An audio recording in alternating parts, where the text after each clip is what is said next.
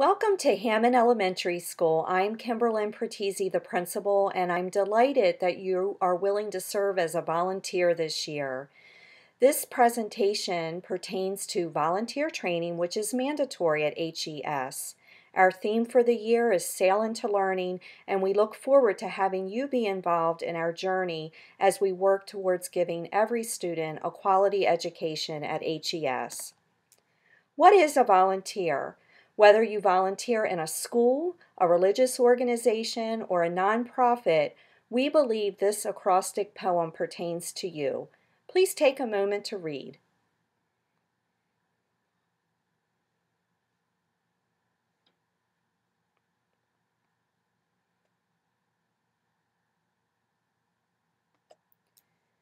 The outcomes of this presentation include having you develop understanding of the HES Volunteer Code of Conduct, develop knowledge of HCPSS policies, develop understanding of HES volunteer procedures. Because the training is mandatory, you will have an opportunity to complete a form after participation to share that you did complete the viewing of this presentation. That form will be sent to school and you will be placed in a database.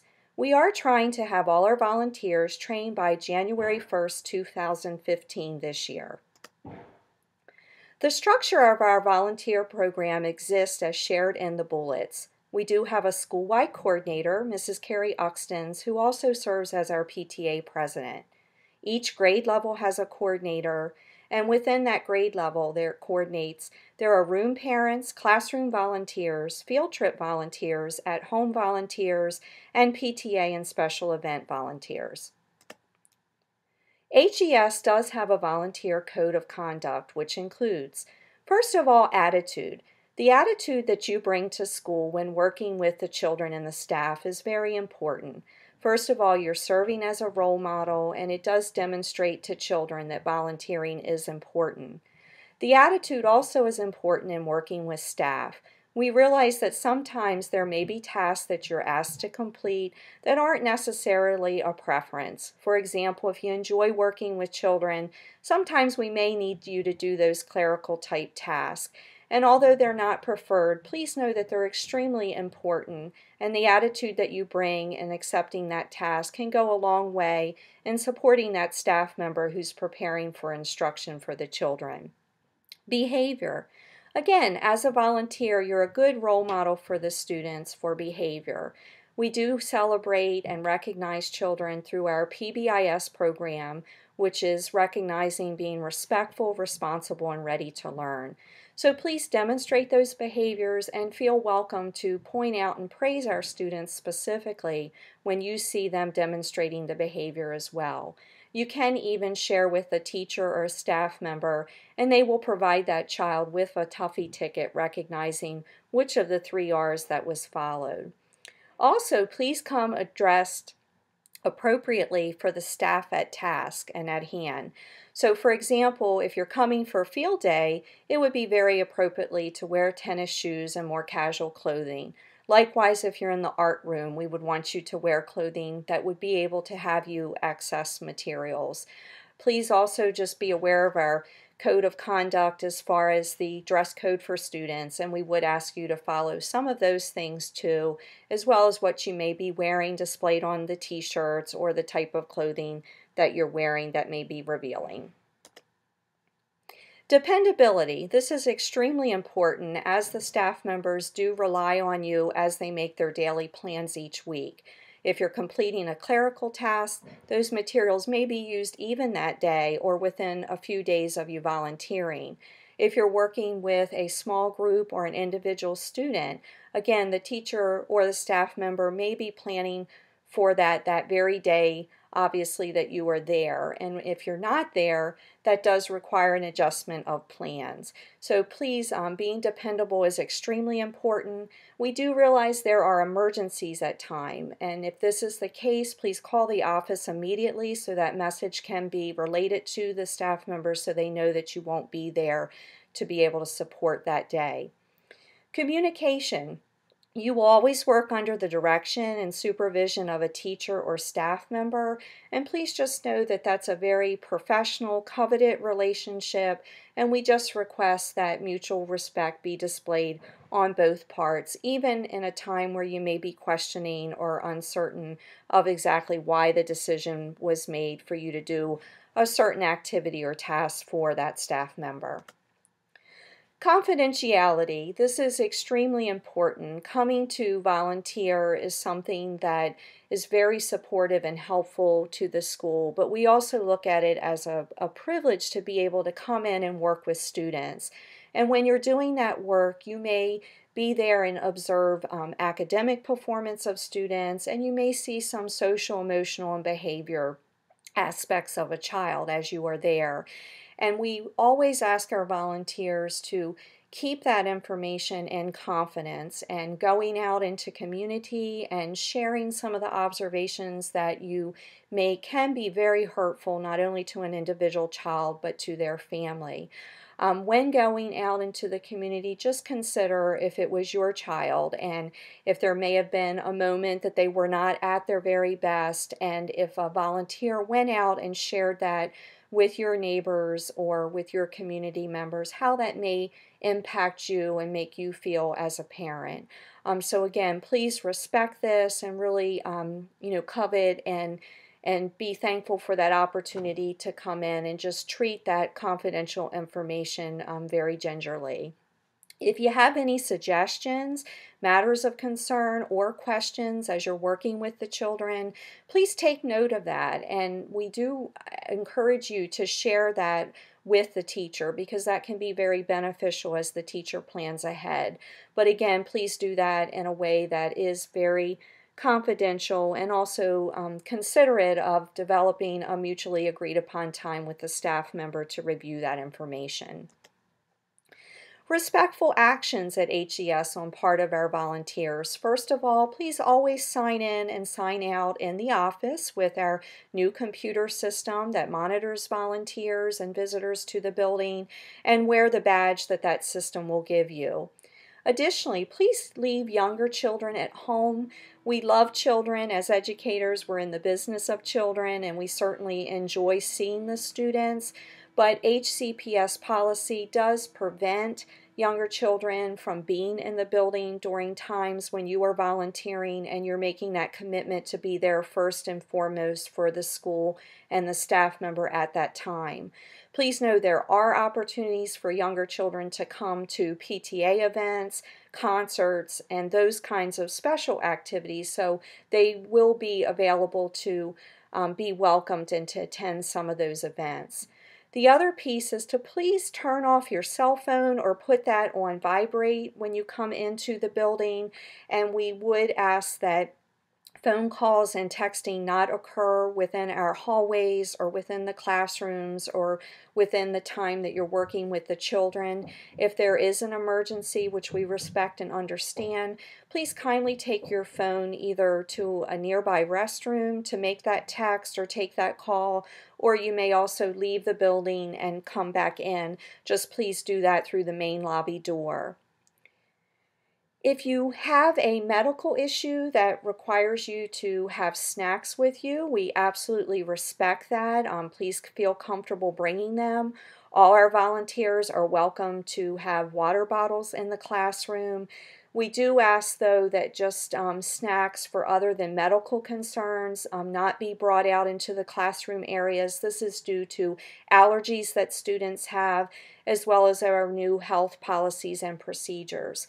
Please also know that we welcome you to have lunch in the cafeteria with your child the day that you volunteer. You can bring food from home during that period of time. Some of our volunteers also leave the building and go pick up a lunch. That is absolutely fine as well. We welcome that, and we hope that you get to enjoy that opportunity with your child sometime throughout the year. Again, if you are here in the building, you're going to get to see your child in a new light through your observations, and you may have some questions that come up about their academic performance or a social emotional concern. In those situations, please do not use that volunteer time to address that with the teacher. If you have a question, send the teacher an email. All of our staff members' emails are located on the HES website. You can also call the school at 410-880-5890 and leave a message. And as our policy with communication shares, that message will be returned within 48 hours, and that teacher can really give you that focus that you need at that time to address that concern or question that you have about your child. Important HCPSS policies to be aware of. I spoke earlier about confidentiality. Again, extremely important when you're here as a volunteer and you have access to information about children. Please, again, know that it is against policy to go and discuss that child's behavior or academic performance outside of the school. Wellness policy. This pertains to what we recommend with the snacks in the classroom. So again, please respect this for us. And then child abuse and neglect.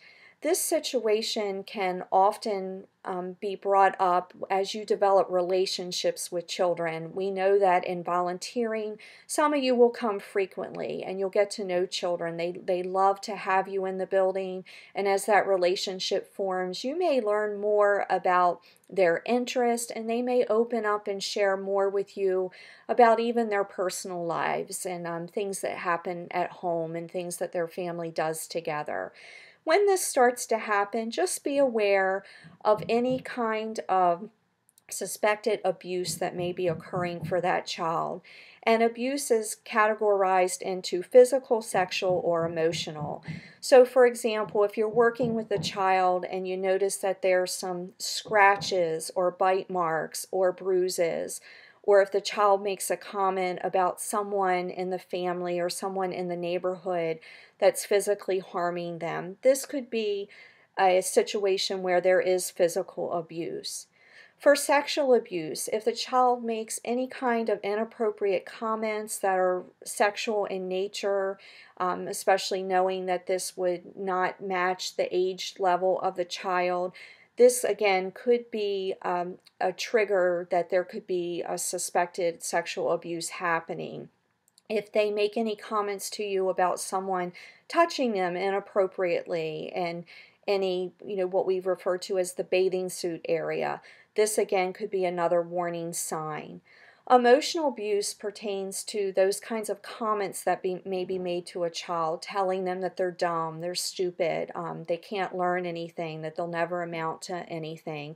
These kinds of comments, if the child says anything or you see anything that sends up a red flag that there could be a situation involving abuse and neglect, you need to immediately stop the work and the group at that time, that task at hand. Just politely let the teacher know that there's a situation that requires you to go to the front office area. When you get to the front office, please request that a secretary pages an administrator immediately, and we will speak to you about the concern. All of us on staff have been trained in how to work with Child Protective Services to make reports regarding child abuse and neglect, and we will gladly work with you through that situation. The reason that we ask you to report it immediately is because if we do have to contact Child Protective Services, that is part of the law that it is reported immediately. We're not supposed to wait hours later to make any kind of suspected report about abuse or neglect.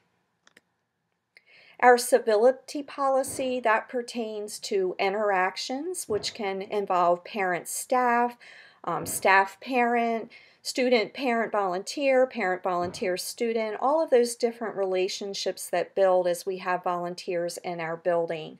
And civility pertains to respectful dialogue and conversation, and we do again expect that of the relationships with our volunteers between our different stakeholders within the building. Weapons policy. When you come to school, we do adhere to a weapons policy, and so if you're serving as a volunteer who's going to be a guest speaker, and perhaps you're making a presentation where you want to share something with the children that you're not quite sure if it falls into the weapons policy, just err on the side of caution and speak with the teacher.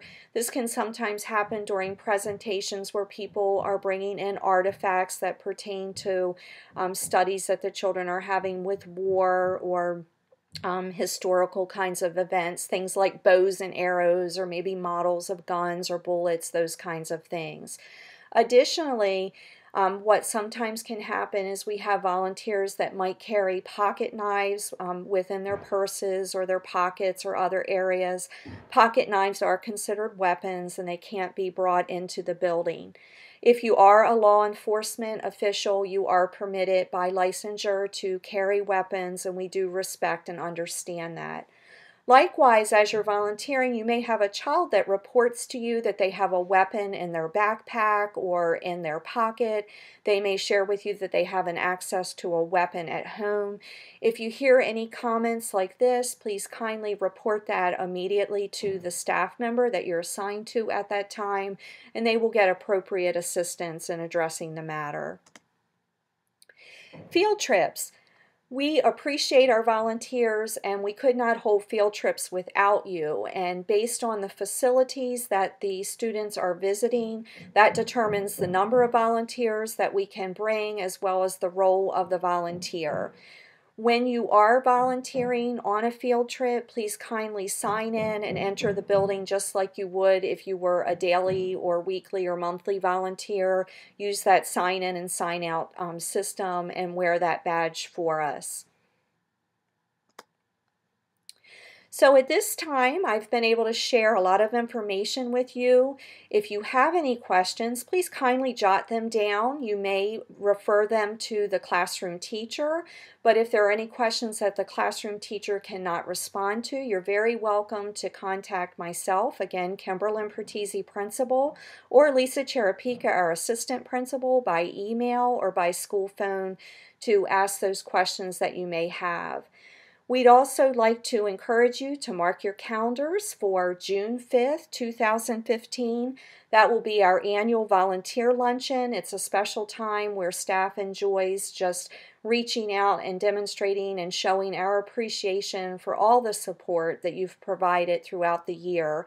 And if you've only been able to volunteer one time, that's absolutely fine. You're still welcome to come to this special time of appreciation at that luncheon. So now that you've completed your participation in this presentation, you should go to the HES website. There is a link to a form that is Volunteer Training Participation Form. We are taking the names and placing them in a database so that we can track everyone who has been trained, and it is our goal to have everyone trained by January 1st, 2015. If you participated in this training in September through the live version prior to the general PTA meeting, you do not have to send that form in. We already do have your signature on the form that was circulated during that meeting time.